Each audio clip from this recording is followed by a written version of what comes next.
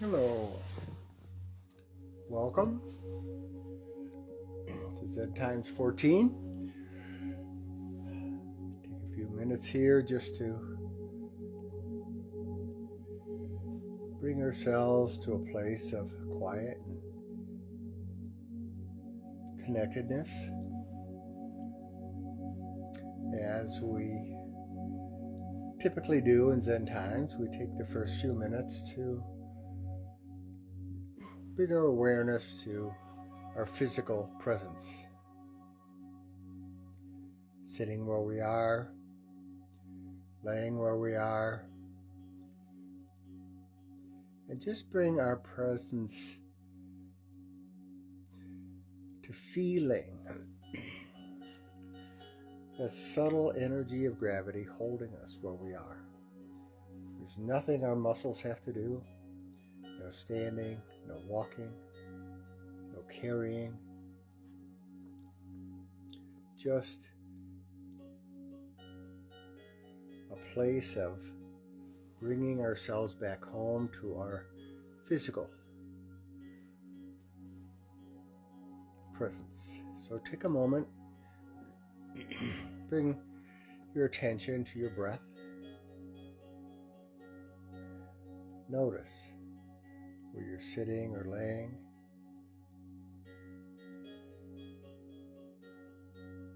How the presence of gravity just asks our muscles to relax, to let go, to not have to do anything, to not have to be anywhere.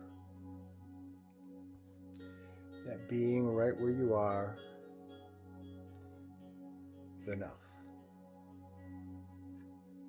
So take a few moments as we get settled in here.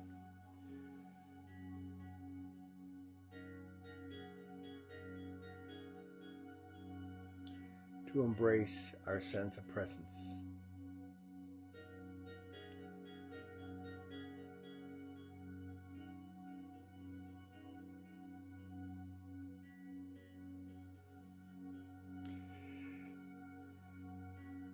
And when we do that, it's bringing our consciousness to how our body breathes. I like to refer to it as how our body is being breathed. That each breath, each thought, each emotion, each heartbeat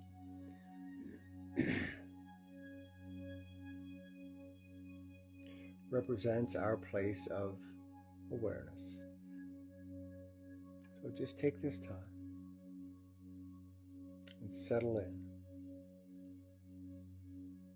and embrace.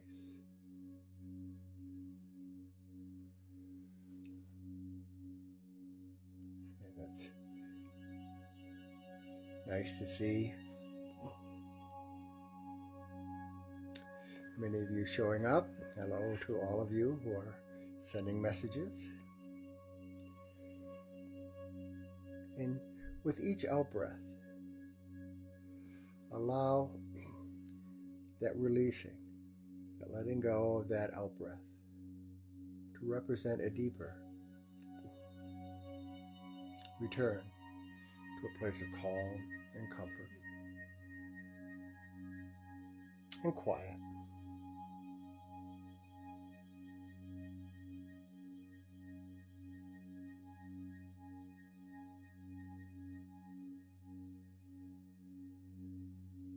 And if in so doing the music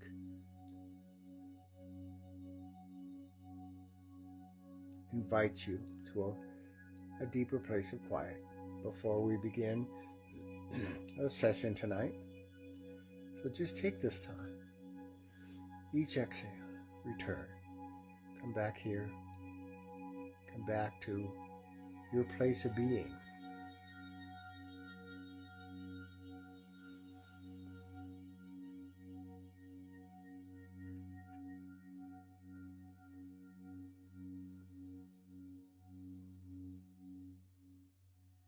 No hurry.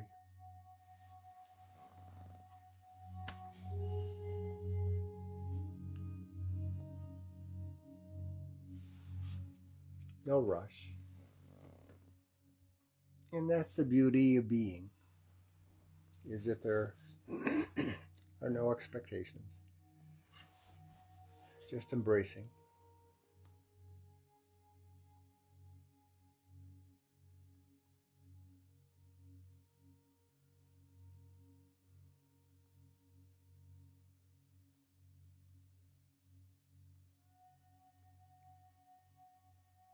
Each exhale, a sense of returning, a sense of remembering, reminding, and returning.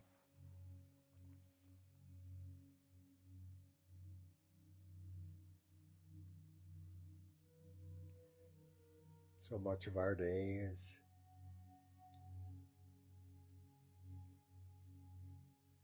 about doing, about being somewhere else, about accomplishing, about achieving.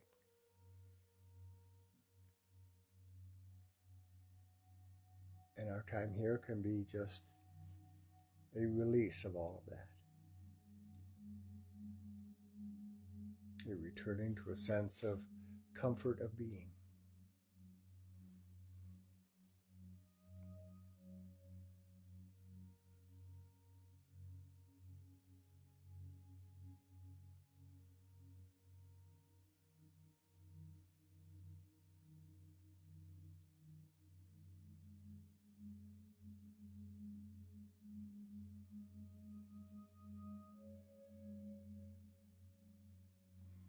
In order to continue on our exploration and learning and development, it requires a sense of being open and curious, not with any kind of shoulds or oughts or expectations, but just a sense of open curiosity about what's next.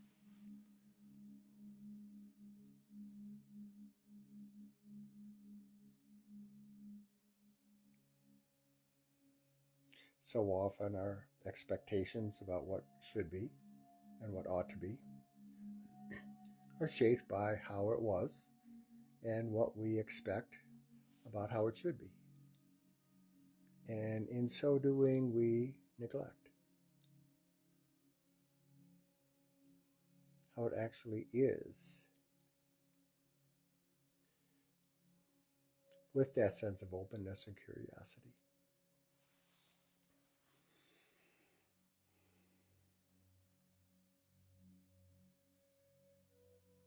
So just stay with this.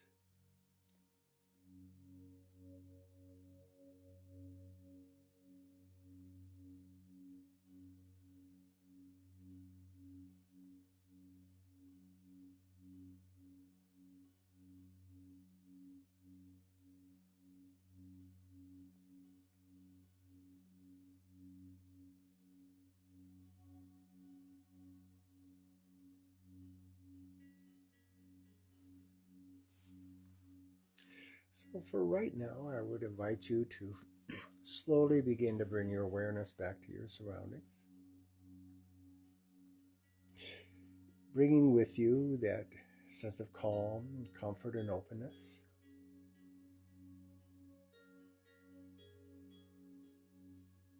As we explore this whole notion of impermanence. Now, in considering this, there have been some events in my own personal life where people who were once alive are no longer. And bringing into my awareness this whole idea of impermanence and how it can be something that helps us navigate through the ups and downs of daily life, various circumstances and events, thoughts, feelings, expectations.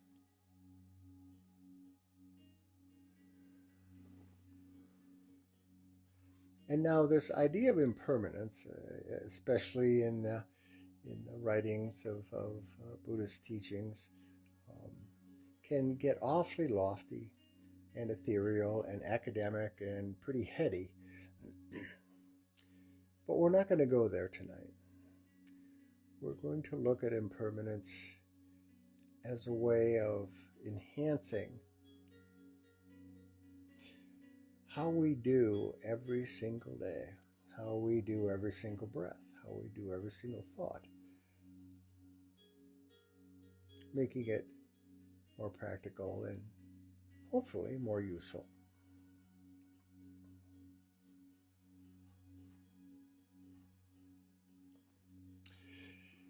Now, what does impermanence mean?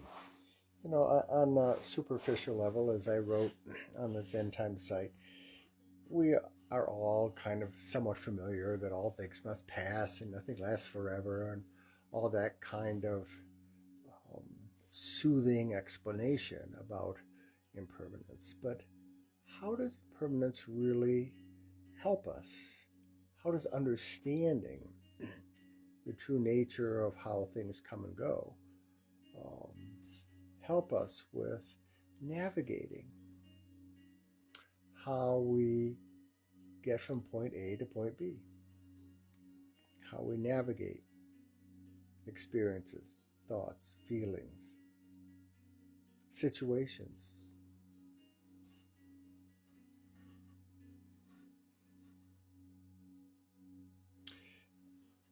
Several sessions ago in Zen Times, we talked about the ego and how the ego really likes to make a big deal out of things. And one of the ways that our ego, this little part, front part of our brain, likes to do that is to convince us that things are solid and lasting and impermanent. Solid, lasting, and permanent.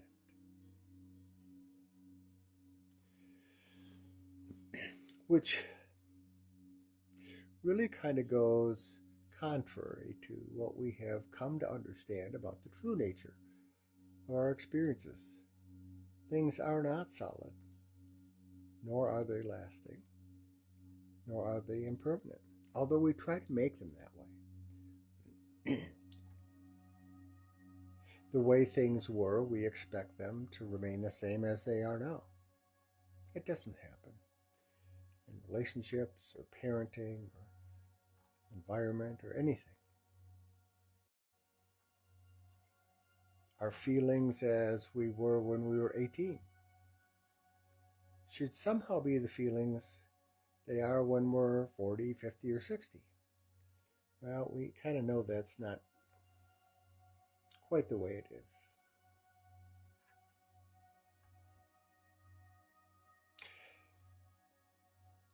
How things were based on traditions are in great upheaval right now. And we have to come to terms with how do we adjust to the constant flux and move of how things are going.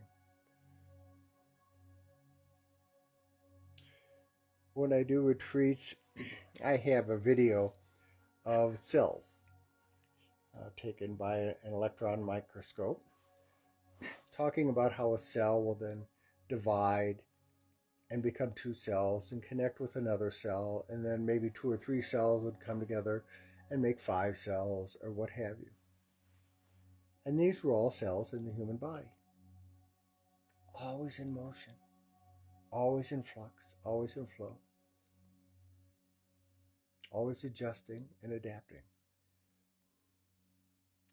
So when we can really embrace what impermanence means, it's not a pessimistic sort of thing. It's just being able to step back and relax and realize not only are you and I in a constant state of flux and flow and change. It's been said that within a very short period of time, 10,000 cells in each one of our bodies die and are replaced.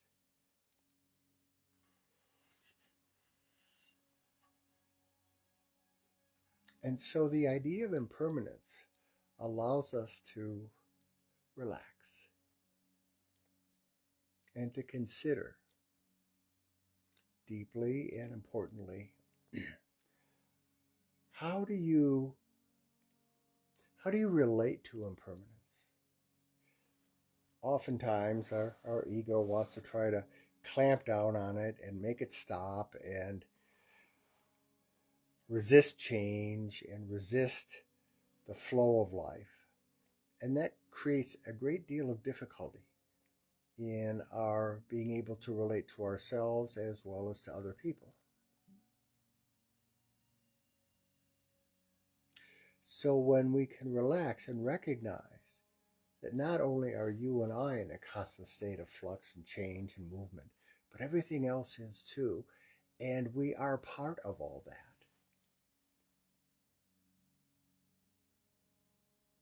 It has a profound impact on how we relate, how we participate.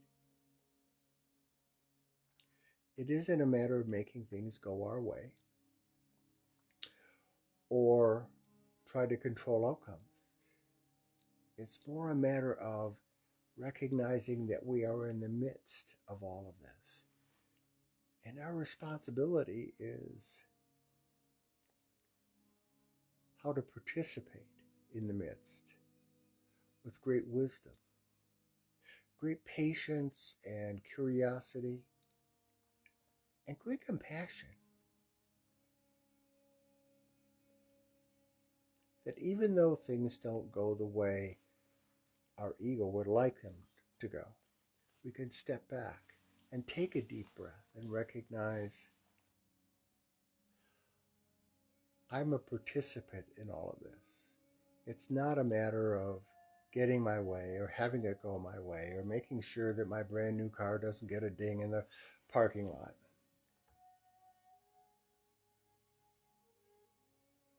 It's embracing that we are an amazing part of a greater, incomprehensible process of flow and change and creation.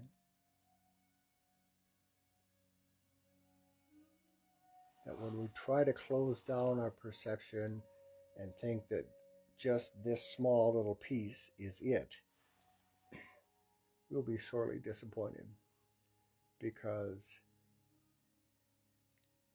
it is much bigger than that. So the whole idea of impermanence is just be able to relax and say to ourselves and to others, how can I best participate in what's arriving, what's occurring,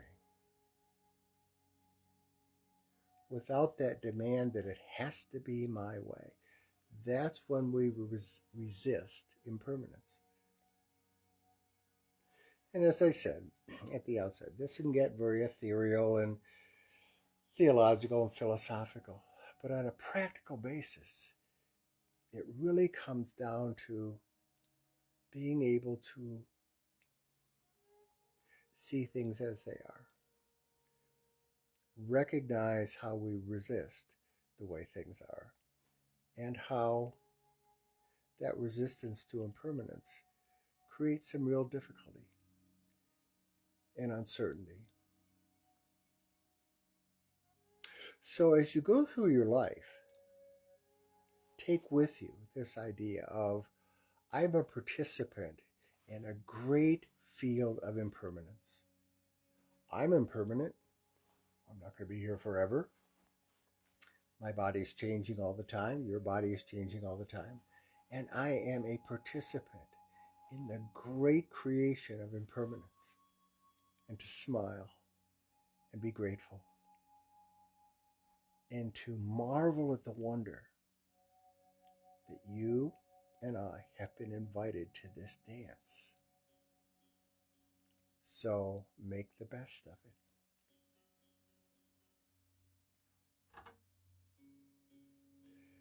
So let's take a moment, close your eyes, and let's do a brief meditation.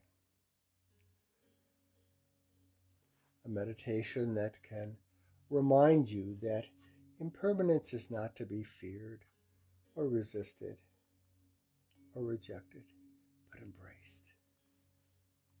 So take a moment, relax your shoulders,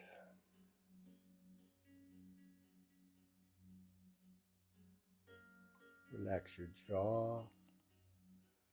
Just allow your physical being to let go of its constant stress and tension of doing, and just relax into a comforting place of being.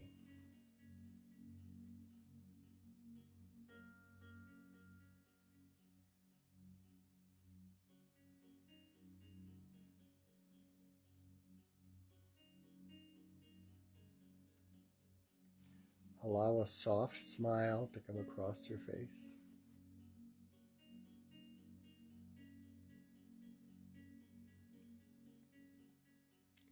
And remind yourself that you are a being in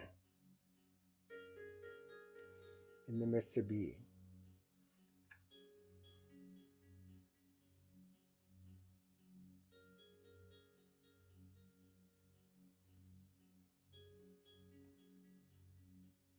And allow your breath to remind you, to remind you. The prefix "we" means to return to the original source. So remind each breath to return, to turn back to your original source, to remember, to return back to a sense of physical connectedness. Come back home.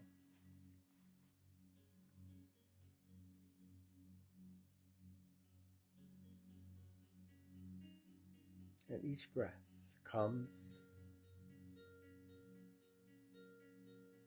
arrives with the in-breath, and returns with the out-breath.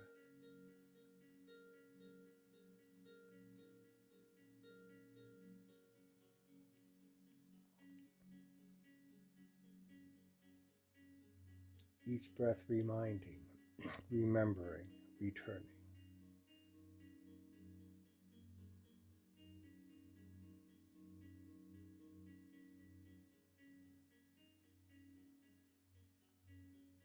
Impermanence implies flow, movement, depth, growth.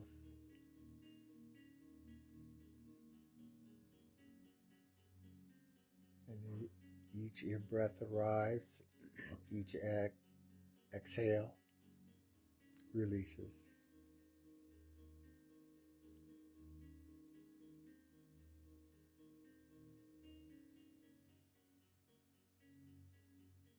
The flow of arising and returning effortlessly.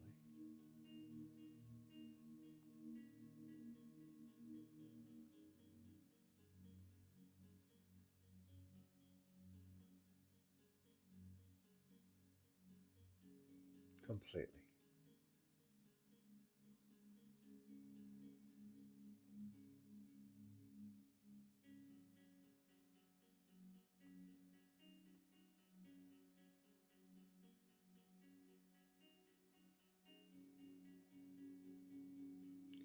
And when we get distracted, because we will,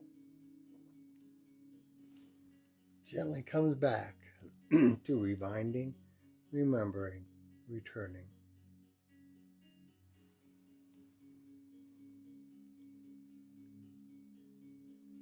That impermanence is not to be resisted, it's to be navigated.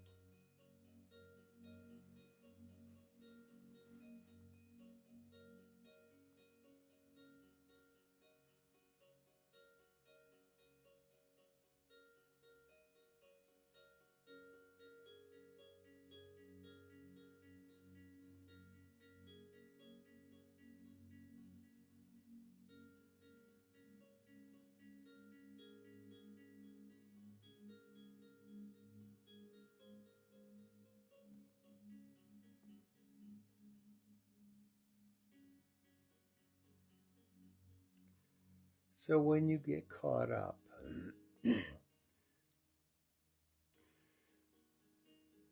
with the life of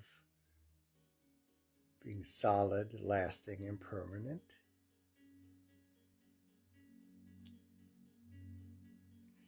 come back to your breath and remember, remind, and return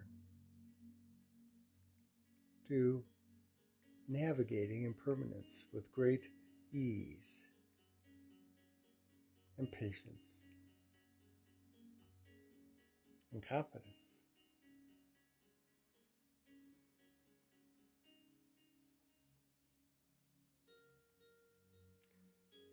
Because that's all that's being expected of us.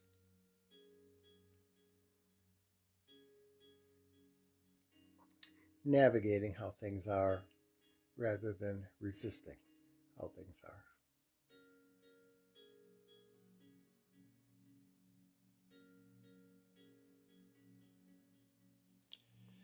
So take a few moments to let yourself reawaken to your surroundings. Take a deep breath.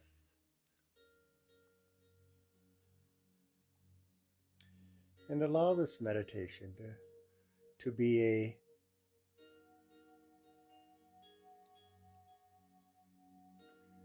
life raft, kind of. When we get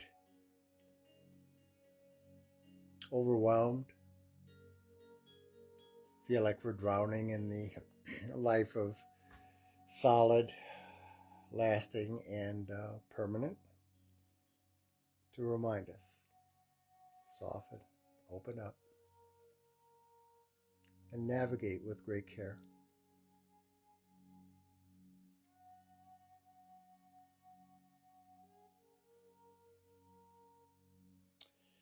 It was great to see many of you here.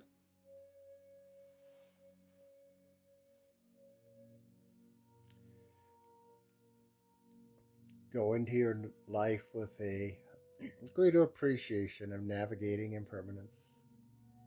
Because it's there, whether we like it or not. It's how we navigate it that will make a profound difference. And so if you have, as always, any questions, I'd be happy to answer them. You can go to the Zen Times site and message me, or if there's any questions here that you would like to have me answer, I'd be happy to. But it was great to see all of you here, and all the different parts of the country I'm seeing being represented. Enjoy, and we will see you again in 2 weeks. Thank you, and be well and be safe.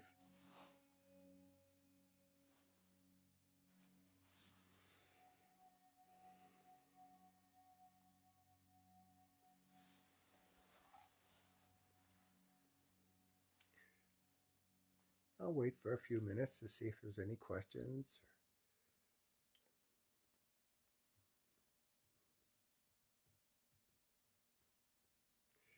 Of course, you're welcome. Good to see all of you as well.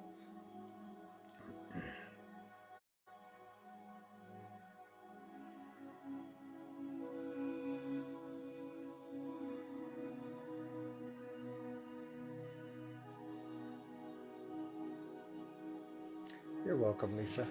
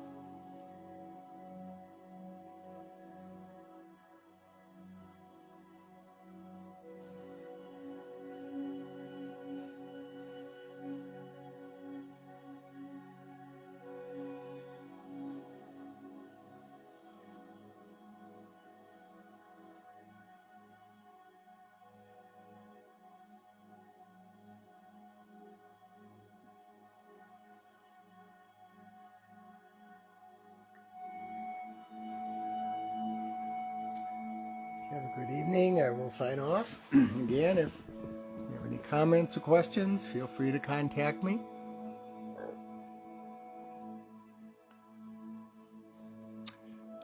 Yes, Steve, it is a constant effort to return. Well said. And that's our work as human beings, to return.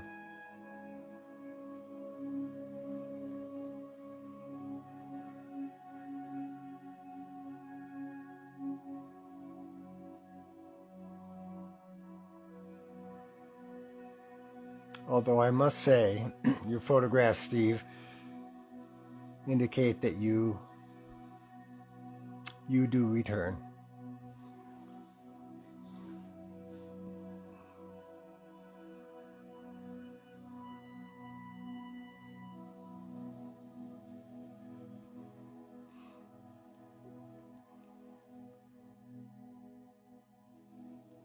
Have a good evening. See you at the next Zen Times.